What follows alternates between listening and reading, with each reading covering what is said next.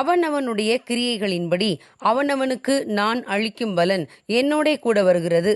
வெளிப்படுத்தல் 22வது அதிகாரம் 12வது வசனம். ஒருமுறை வயலின் இசை மேதை ஃபிரிட்ஸ் கிரைஸ்லர் ஜெர்மனியிலிருந்து ஒரு இசை கச்சேரி நடத்துவதற்காக லண்டன் செல்ல நேர்ந்தது. போட் வருவதற்காக அவர் காத்திருந்தார். லண்டன் செல்ல இருந்த போட் வருவதற்கு இன்னும் 1 மணி நேரம் ஆகும் என்று அவருக்கு சொல்லப்பட்டது. எனவே அந்த 1 மணி நேரத்தில் அங்கிருந்த ஒரு இசை கருவிகள் விற்கும் கடைக்கு சென்று பார்த்துவிட்டு வரலாம் என்று அங்கே சென்றார். போகும்போது தன்னுடைய வயலினை கையில் எடுத்துக்கொண்டு சென்றார். அந்த கடையின் உரிமையாளர் கிரைஸ்லர் தன்னுடைய கையில் வைத்திருந்த வயலினை தன்னிடம் காட்டும்படி சொன்னார். அதில் ஃபிரிட்ஸ் கிரைஸ்லர் என்று எழுதப்பட்டிருந்தது. இது ஃபிரிட்ஸ் கிரைஸ்லரின் வயலின் அல்லவா, இது எப்படி உங்களிடம் வந்தது என்று சொல்லிக்கொண்டே போலீஸுக்கு போன் செய்து விட்டார். உடனடியாக போலீஸ்காரர்கள் அந்த கடைக்கு வந்தார்கள். வந்தவர்கள், நாங்கள் உன்னை கைது செய்ய வந்திருக்கிறோம் என்றார்கள். அதற்கு அவர், எதற்காக என்று கேட்டார்.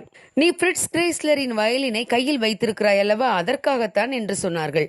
அதற்கு அவர், நான் தான் ஃபிரிட்ஸ் கிரைஸ்லர் என்றார். அதை கேட்ட அந்த போலீஸ்காரர், நீ எங்களை ஏமாற்றி விட முடியாது என்றார். அதற்குள்ளாக போட் கிளம்பும் நேரம் வந்தது. அவர்களிடம் விலைக்கு பேசுவதற்கான தருணம் அவருக்கு கிடைக்கவில்லை. எனவே ஃபிரிட்ஸ் கிரைஸ்லர் போலீசிடமிருந்து தன்னுடைய வயலினை கேட்டு வாங்கினார்.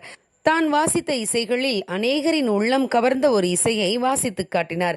பின்பு அவர் அந்த போலீஸ்காரர்களிடம், இப்பொழுதாவது நீங்கள் நான் தான் ஃபிரிட்ஸ் கிரைஸ்லர் என்று நம்புகிறீர்களா, உங்களுக்கு திருப்திதானே என்று கேட்டார். அதற்கு அந்த போலீஸ்காரர்கள், ஆம், இப்பொழுது எங்களுக்கு திருப்திதான், நீங்கள் தான் ஃபிரிட்ஸ் கிரைஸ்லர் என்று அவரிடம் அந்த வயலினை கொடுத்து சென்றார்கள். ஆம் பிரியமானவர்களே, ஃபிரிட்ஸ் கிரைஸ்லர் தன்னுடைய செய்கையால் தான் ஒரு திருடன் அல்ல, தன் கையில் இருந்த வயலினுக்கு தான் தான் சொந்தக்காரர் என்று நிரூபித்து காட்டினார். நாம் யார் என்பதை நம்முடைய செய்கைகள் தான் வெளிப்படுத்தும், அவைகள்தான் நம்மை நிரூபிக்கும். தரியு ராஜாவின் காலத்தில் தானியேலுக்கு விரோதமாக சில அதிகாரிகள் எழும்பினார்கள். தானியேலை எப்படியாவது குற்றப்படுத்திவிட வேண்டும் என்று அவர்கள் நினைத்தார்கள். ஆனால் முடியவில்லை. எனவே அவருடைய தேவனுக்கடுத்த காரியத்தில் அவரை குற்றம் பிடிக்க முகாந்திரம் தேடினார்கள். அதன்படி தரியு ராஜாவிடமன்றி வேறு ஒருவரிடமும் விண்ணப்பம் பண்ணக்கூடாது, மீறினால் அவர்கள் சிங்கக்கெவியிலே போடப்படுவார்கள் என்று கட்டளை பிறப்பித்தார்கள். தானியேல் இதை அறிந்திருந்தும் தன்னுடைய வழக்கத்தின்படியே எருசலேமுக்கு நேராக தன் பலகணிகள் திறந்திருக்க தினமும் 3 வேளையும் தேவனை ஸ்தோத்தரித்து ஜெபித்தார். தான் மனிதருக்கு பயப்படாமல் தேவனுக்கு பயப்படுகிறவர் என்று தன்னுடைய செய்கைகளால் நிரூபித்தார். தேவனும் தானியேலை விட்டுக் கொடுக்கவில்லை. சிங்கங்களின் வாயை தேவன் கட்டி போட்டார். ஆம் பிரியமானவர்களே, நம்முடைய செய்கைகளும் நம்மை யார் என்று வெளிப்படுத்தட்டும்.